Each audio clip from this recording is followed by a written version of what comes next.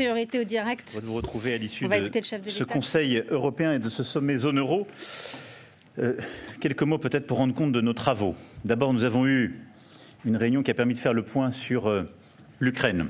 Après avoir écouté en visioconférence le président Zelensky, auquel nous avons évidemment réaffirmé notre soutien pour l'aider justement à gagner le conflit face à l'agression russe, nous poursuivrons sans relâche nos efforts sur tous les plans, politiques, militaires, économiques et humanitaires, aussi longtemps que nécessaire. Je voudrais en particulier sur ce sujet insister sur l'importance de l'accord que nous avons trouvé en Européens pour la fourniture à l'Ukraine des munitions et missiles dont elle a besoin. Lors de notre Conseil européen extraordinaire du 9 février et lors de sa visite à Paris la veille, le président ukrainien avait exprimé en effet des besoins urgents dans ce domaine. Et les travaux européens se sont engagés aussitôt et ont abouti, moins de 6 semaines plus tard, à un dispositif très robuste qui comprend 3 volets qui seront mis en œuvre de manière simultanée et coordonnée et que nous avons acté à notre niveau. À très court terme, nous allons accélérer les livraisons à l'Ukraine de munitions et missiles de tout type, disponibles dans les stocks des États membres. Pour remplacer ces équipements, nous allons en parallèle mettre en place un dispositif d'acquisition conjointe de munitions et missiles auprès de l'industrie de défense européenne, notamment par l'intermédiaire de l'Agence européenne de défense. Et les financements européens que nous y apporterons serviront à acheter européen. Et dans le même temps, les industries de défense européennes bénéficieront d'un soutien accru de l'Union européenne pour renforcer leur capacité de production, sécuriser les chaînes d'approvisionnement et promouvoir l'accès aux investissements. Et dans le prolongement de ce que nous avons agréé à Versailles il y a 1 an, nous devons en effet nous donner les moyens de bâtir une économie de guerre au niveau européen, comme nous le faisons au niveau national. Et donc ce volet-là est, à mes yeux, un point très important des travaux des dernières semaines et que nous avons parachevé durant ce sommet.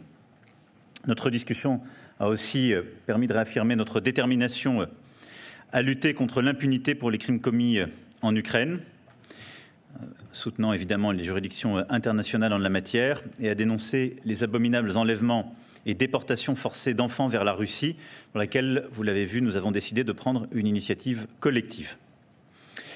Je voudrais également, à cet égard, souligner que nous avons souhaité évoquer la situation en Moldavie. Et comme j'ai eu l'occasion de le dire à la présidente Maia Sandu vendredi dernier, nous allons continuer à accompagner la Moldavie dans son chemin européen et à l'aider à faire face aux nombreuses déstabilisations, comme aux conséquences de la guerre justement en Ukraine. Et dans les prochaines semaines sera présenté un plan de soutien à la Moldavie, en prévision aussi du sommet de la communauté politique européenne qui se tiendra à Chisinau le 1er juin prochain. Le deuxième grand sujet de ce Conseil était la situation économique de notre Union. Et comme je vous l'avais dit en décembre dernier, nous nous étions donné le premier trimestre de cette année pour apporter une réponse à l'IRA américain et bâtir justement une stratégie collective cohérente. Et au fond, ce que la Commission a su faire, et je tiens à l'en féliciter, a pu être débattu et approuvé par le Conseil, c'est cette loi sur l'industrie net zéro qui répond bien aux besoins d'un choc de simplification et de modernisation pour les secteurs les plus importants pour la transition énergétique et climatique. Ce texte nous permettra de faciliter les investissements, de simplifier l'installation de nouveaux projets, de renforcer les compétences, de mieux coordonner nos aides et d'expérimenter avec des réglementations plus souples et plus adaptées. Il nous permettra aussi de mieux intégrer les critères environnementaux et de sécurité d'approvisionnement dans notre commande publique. Au total, c'est un élément clé de notre souveraineté technologique dans la décarbonation. En matière d'aide d'État, à cet égard, nous avons aussi des avancées concrètes pour soutenir plus et mieux nos industries stratégiques et adapter le cadre qui était le nôtre. Nous avons enfin eu un échange sur les autres composantes de la compétitivité de long terme de notre Union, comme les investissements publics et privés, la recherche ambitieuse, la formation et les standards dont nous avons besoin. Vous le savez, nous avons constamment défendu une politique industrielle ambitieuse et commune.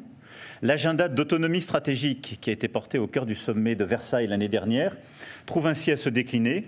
Et entre le CHIPS Act, cette régulation sur l'industrie net zéro, et la régulation sur les matières premières critiques et les terres rares.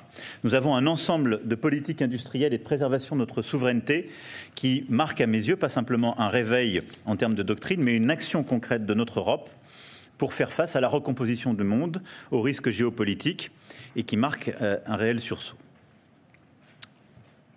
Parlant de compétitivité et de politique industrielle, nous avons évidemment évoqué les sujets énergétiques, ce qui constitue un aspect fondamental à la fois de notre compétitivité et de notre souveraineté et de notre stratégie face au dérèglement climatique. À cet égard, d'abord, nous avons marqué notre volonté d'utiliser à plein les instruments dont nous nous sommes dotés. Nous sortons de l'hiver dans une position qui est meilleure qu'elle n'était attendue par les acteurs de marché il y a quelques mois. Nous avons résisté et nous avons encore des stocks qui sont plus remplis que nombre d'experts ne le pensaient. Nous avons maintenant à utiliser nos capacités d'achat conjoint pour préparer l'automne et l'hiver prochains dans un contexte géopolitique et international qui ne sera pas plus simple que l'année dernière. Mais nous en avons les moyens et nous avons maintenant les instruments. La deuxième chose, c'est la réforme du marché de l'électricité pour que les prix payés par les consommateurs soient plus corrélés aux coûts de production décarbonés, ce qui veut dire des prix plus stables et plus bas. À cet égard, la régulation avance et nous nous sommes accordés aujourd'hui pour adopter cette réforme avant la fin de l'année, avec donc la procédure accélérée adaptée. Surtout, ce Conseil européen a été l'occasion d'une discussion stratégique sur la place que nous souhaitons réserver au nucléaire dans notre politique énergétique européenne. La présidence de la Commission a rappelé avec beaucoup de clarté l'état de nos ambitions en matière de décarbonation et la voie rationnelle pour les atteindre. Évidemment, il y a les énergies renouvelables et la France investit massivement pour leur déploiement. Et dans le même temps, nous nous sommes fixés des objectifs de décarbonation et de sécurité de notre production d'électricité.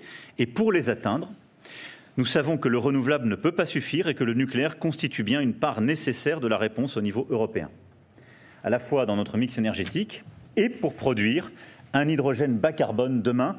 C'est d'ailleurs ce qui correspond à l'esprit même de nos traités, respecter les mix énergétiques de chacun, mais préserver un principe de neutralité technologique inscrit dans les traités européens. Nous avons trouvé cet équilibre dans la taxonomie européenne en reconnaissant le rôle que le nucléaire avait à jouer. Et c'est cet esprit que la présidente de la Commission européenne a rappelé lors de ce Conseil et que plusieurs États membres, dont la France, ont défendu. Donc vous le voyez, il y a eu une très longue discussion qui s'est finie très tôt pour un Conseil européen hier soir, mais qui a permis d'aborder ces grands sujets de politique industrielle et d'autonomie stratégique, de politique énergétique et de cohérence d'une politique commerciale qui doit nous continuer d'avancer, d'être une Europe ouverte, mais tout en préservant évidemment des standards protecteurs pour notre agriculture et notre industrie. Et j'ai pu rappeler à cet égard que si des nouvelles discussions commerciales devaient être rouvertes ou réactivées, la France défendrait deux éléments essentiels. D'une part, le respect des accords de Paris et de nos engagements en matière de climat et de biodiversité, et d'autre part, des clauses miroirs. Car nous ne saurions demander à nos agriculteurs ou nos industriels des efforts en termes de normes et de standards qui ne seraient pas exigés à des producteurs auxquels nous ouvririons nos marchés. Ce matin, lors du sommet de la zone euro, nous avons fait un point avec la présidente de la Banque centrale européenne sur la situation du secteur bancaire à l'extérieur de nos frontières. Les fondamentaux des banques européennes sont solides et nous pouvons nous féliciter de l'exigence de nos réglementations en la matière. Nous avons appris des crises passées et je dois dire que la zone euro est aujourd'hui la zone où les banques sont les plus solides car elles ont suivi de manière la plus scrupuleuse les ratios bancaires de solvabilité comme de liquidité qui sont sortis de la crise financière de 2008-2010. Ce contexte doit simplement nous inciter d'une part à accélérer la construction de l'union bancaire et de l'union des marchés de capitaux pour avoir une Union européenne et une zone euro qui alloue mieux l'épargne et qui est justement plus solide en termes de financement de ses activités. Et en plus de cela, d'avoir une stratégie macroéconomique adaptée au contexte. C'est pourquoi nous soutenons les propositions faites par la Commission européenne en matière justement de gouvernance économique, ce qui me semble être un point clé à cet égard. Enfin, je souhaiterais pour conclure saluer l'accord trouvé le 18 mars entre la Serbie et le Kosovo sous l'égide du haut représentant. C'est une avancée significative. Il est essentiel que les deux parties fassent preuve maintenant de responsabilité en mettant immédiatement en œuvre et de bonne foi l'ensemble de leurs obligations au titre de l'accord. Nous restons mobilisés en ce sens. Vous savez combien l'Allemagne et la France sont œuvrées de concert sur ce sujet et nous continuerons de le faire. Je vais maintenant répondre à vos questions.